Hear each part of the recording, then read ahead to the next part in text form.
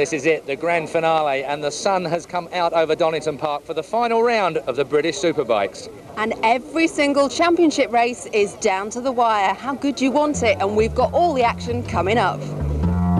Yes, this is the 12th and final round of the British Superbike Series. Donington will decide who'll be champion. It's a three-way scrap, and we've the best of the action as Hodgson and Reynolds try to catch the series leaders, Chris Walker and Suzuki, and they were up early for the challenge. Neil Mackenzie calls time on 20 illustrious years. John Reynolds versus Hodgson versus Walker in the Superbikes. Feel the pressure.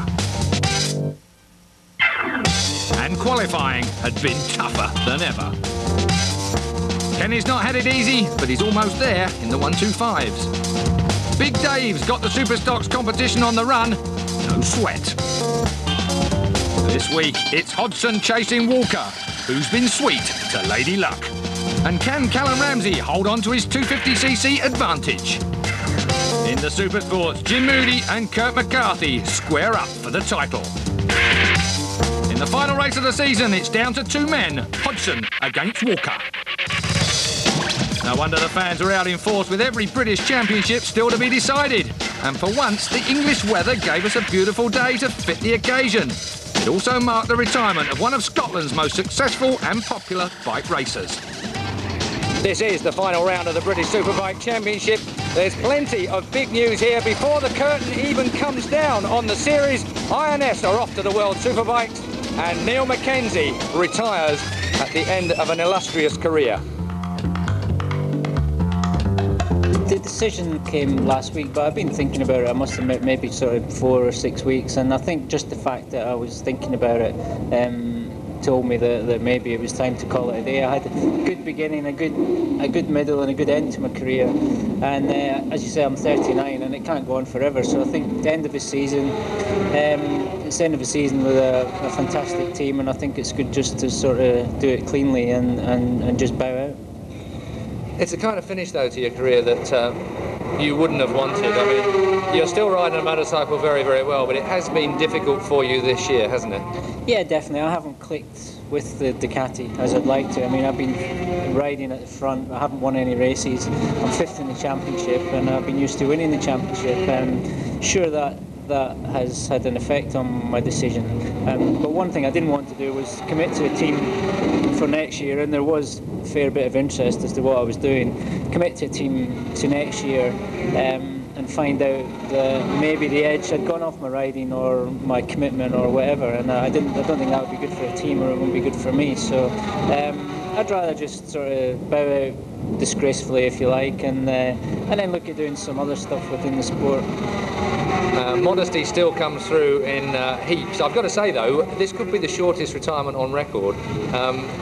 It would seem that Chris Walker, James Hayden are moving off to World Superbike, possibly, or indefinitely, Neil Hodgson is moving off to World Superbike. That'll leave you John Reynolds, where you're used to dealing with John. Any chance of a comeback come March?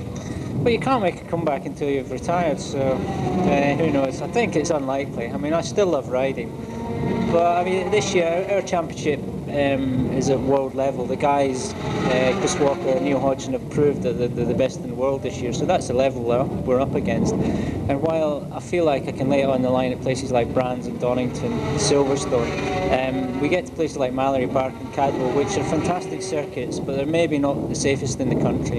And I feel like I can't lay it on the line there. I can't take risks where I might end up in the tyre wall and risk some serious injury where the other guys have. And I think you need to be, it's a he who dares win situation if you want to win it. And I just think I don't have that. Bottle's not the word, but just sort of daring, and I'm 39. I mean, I'm not sort of 21 and young and daft anymore. So I've got a young family, so things like that I've thought about, which I haven't in the past. And as I said, I recognise the fact that I'm thinking about them. It's maybe the time to quit. What's been the highlight of your career? Well, there's been so many. As I said, 20 years. The first race that I ever entered, I won at Knockhill in Scotland, and I had a tiny little plaque, a little trophy. I carried it around my pocket for a week. I finally, at 19, found that I might actually be able to do something with my life, and then that got me focused. And pretty soon after that, I was winning British Championships and finishing on the rostrum, riding for factory teams and Grand Prix. So It's gone really quickly. I mean, probably first rostrum in Salzburg was really good for riding for the Factory Honda team. I led the British Grand Prix here at Donington in '89, finished on the rostrum in '93. There's been lots of highs. Every time you get a result or you win a race, it's a big high. There's so many. What are you looking forward to here at Donington Park? It's been wet, you've been quickest at one stage in the qualifying in the wet. Are you looking to go out on a real high? Well, yeah, I mean, I feel like I put every effort in every weekend, and a lot of people have been asking me that, and I don't feel any different. I'm still nervous, I'm still looking forward to it. I don't feel emotional at all. It's just like another race. Maybe after the last lap of the last race I will feel different, but sure, I'd like to go out on a high. Every weekend I want to finish the weekend with a high. I've got a good chance here at Donington. I'll finish on the rostrum, and that would be fantastic. But during the week I thought, I wonder how much trouble I can cause in my last meeting and not get penalised or banned, but they might keep my prize money off me, so I don't know about that. The party's going to be a little bit special this year for you? It will be one mother of a party, there's no question. I've practiced drinking a lot in the last 20 years, not during the season but off season, and Sunday night I'll be on the table naked in the gutter afterwards with a huge hangover Monday morning, and then I'll recover and see what I'm going to do with the rest of my life. Probably tried to avoid the pictures being published, I suspect. Mackenzie's team has been deep in discussion about their 2001 plans. Team owner Darryl Healy, manager Colin Wright and Golden Boy Hodgson finally let us all know at Donington. Darryl, the cat finally is out of the bag. You are going to World Superbikes next year. Yes, quite right, Keith. Can't wait. Really looking forward to it. Now then, you've actually put your money where your mouth is, so to speak. Brave move, decided to underwrite the deal if you don't get the sponsorship you hope. What brought you to that decision? Well, it's almost forced upon us by Ducati. Ducati had basically made factory bikes available to the team for next year, but we had a deadline to give a commitment to them by, which was last Thursday. So it was basically put up or shut up. Indeed, and Neil's turn to put up or shut up. He signed for you?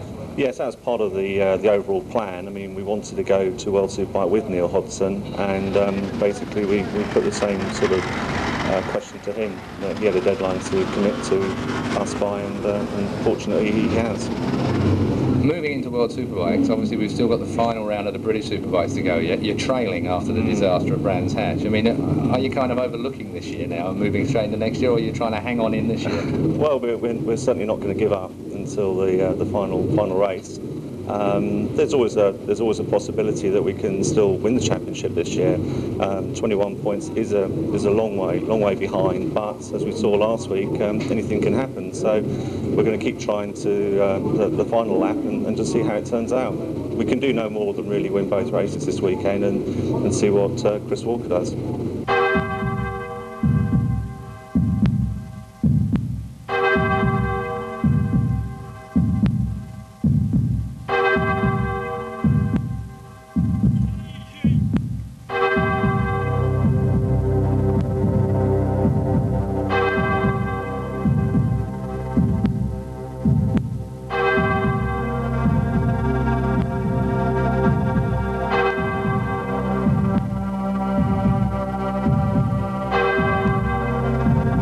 Going to go out and win both races, and leave the rest down to fate. I feel really confident. It's my favourite track, Donington, and whatever's going to happen is going to happen. If I can win both races, then if I don't win the championship, I don't win the championship. I've never been in the lead in the championship come the last round, so I'm pretty excited. I've not actually slept a lot the last couple of weeks, as you can imagine, but now I'm here and I'm excited. The bike's going good, so I'm pretty happy so far. I think I'm 29 points behind Chris. He needs to make a mistake or the bike conk out or something like that.